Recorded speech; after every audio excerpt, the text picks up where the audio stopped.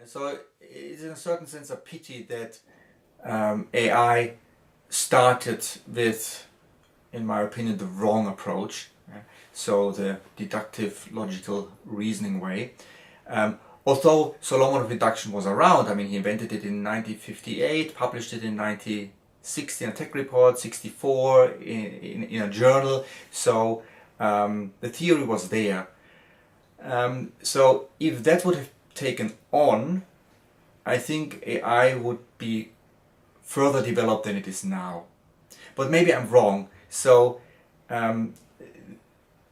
these inductive reasoning methods, yeah, they need, it's hard to compare sort of on average, whatever that means, yeah. They're more computationally hungry than traditional deductive approaches. I mean, think about blocks world, putting one block on top of each other. You know, there's a very simple way to model that, and you can, you could do something with the computers at this time. So if you would have started with Solomon of Induction, maybe then the approximations, MDL came 10 years later, and other compressors, maybe the results wouldn't have been very impressive, and then people would have also returned to the good old-fashioned AI approach.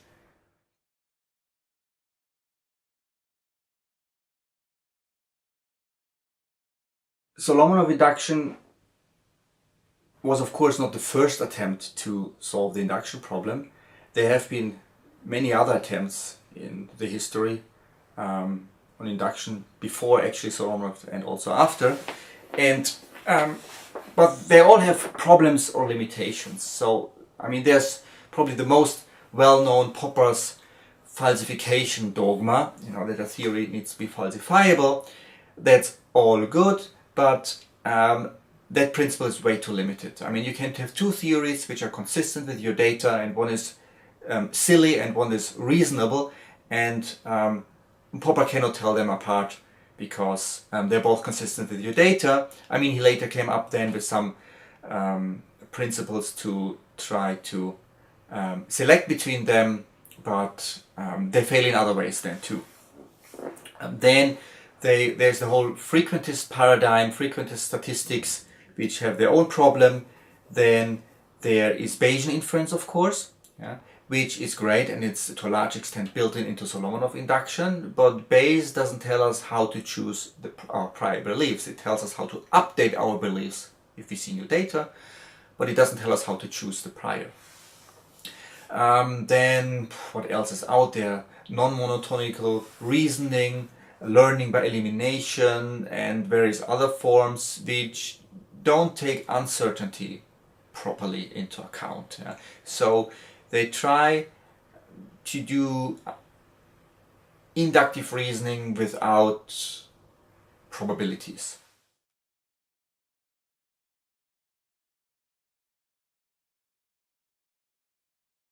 Roughly before the year 2000, so there was no general theory of intelligence out there. I mean, in the early days of AI, people have tried, yeah, and failed, have tried again and failed, and then it seems they have given up. Yeah?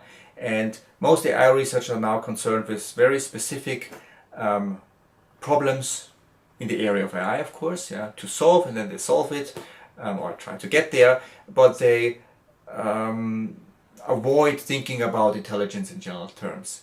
And the first successful theory about general intelligence was the universal AI model, which I've discovered in about the year 2000. Yeah, nice number. And so far it withstood any attempts to find loopholes in it, yeah, for 12 years now. So you never know, you know, maybe there's something missing. Yeah? I mean, it's not computational, we know that, I admit that, yeah. But from a mathematical point of view, the AI problem is solved. We have this formal theory, and it's only of course in big question marks, now a computational problem.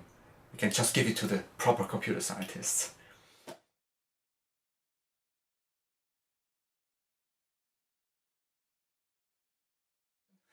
So there have been an AI winter. So after the big boom in the 60s, 70s, there was a big AI winter.